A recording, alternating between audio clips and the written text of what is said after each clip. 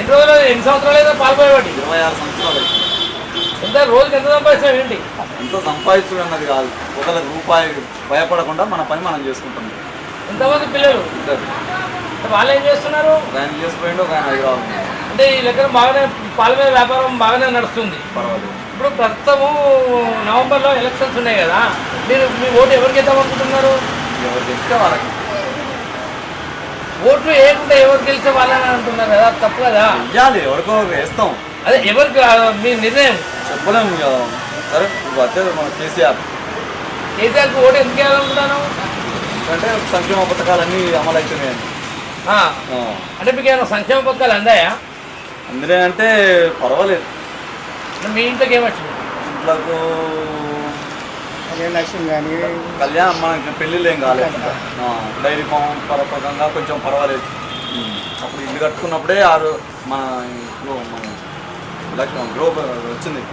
అంటే బీఆర్ఎస్ ప్రభుత్వం తరఫున ఏదో ఒక రకంగా ఒక కొంత అభివృద్ధి పొందారు, దానికోసమని మీరు ఓటేస్తా అంటున్నారు. అంటే కేసీఆర్కే ఓటేస్తా అంటారు. మంచిదండి, థ్యాంక్ యూ. ఏం పేరు మీ పేరు? ఎక్కడ మీ ఇల్లు? ఏం చేస్తుంటావు నువ్వు? అంటే మీ ఇల్లు ఎట్లా గడుస్తుందమ్మా? నేనే పింఛన్ మీద వీటి మీద నడుపుకొని బతుకుతాను. పింఛన్ ఎంత వస్తుంది? 2,000 రూపాయలు. ఎవరు ఇస్తున్నారు? కేసీఆర్. కేసీఆర్. ఇప్పుడు నవంబర్లో ఎలక్షన్స్ ఉన్నాయి కదా, ఇప్పుడు అన్ని పార్టీలు నిలబడుతున్నాయి. నరేంద్ర నిలబడుతున్నారు, కాంగ్రెస్ తరఫున ఎక్కువ నిలబడుతున్నారు, టీఆర్ఎస్ తరఫున ఎక్కువ నిలబడుతున్నారు. ఇందులో మీరు ఎవరు ఓటు వేద్దాం అనుకుంటున్నారు? కేసీఆర్కే ఓటు. కేసీఆర్ వల్ల ఏమైనా ఇంకా పథకాలు ఏమైనా పింఛన్ కాక ఇంకేమైనా అందినాయా?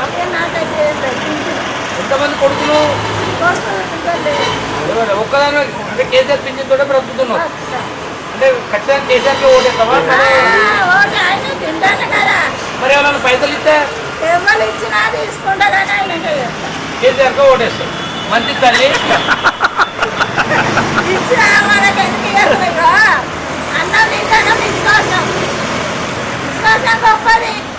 అంటే కాంగ్రెస్ వాళ్ళు ఎక్కువ ఇస్తారంటారు కదా, మరి బీజేపీ వాళ్ళు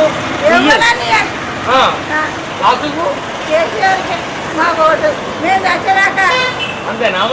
మేము తింటాం కదా. మంచిది. ఏం పేరు? ఏం చేస్తుంటారు? కరెంటు పని, ఎలక్ట్రిషియన్, ప్రైవేట్ ఎలక్ట్రిషియన్.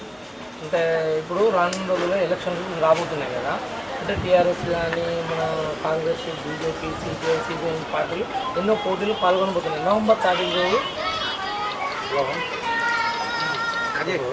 ఎలక్షన్లు వస్తున్నాయి. మీరు ఎవరికి ఓటు ఇద్దాం అనుకుంటున్నారు? టీఆర్ఎస్కే ఎందుకు వేయాలనుకుంటున్నారు?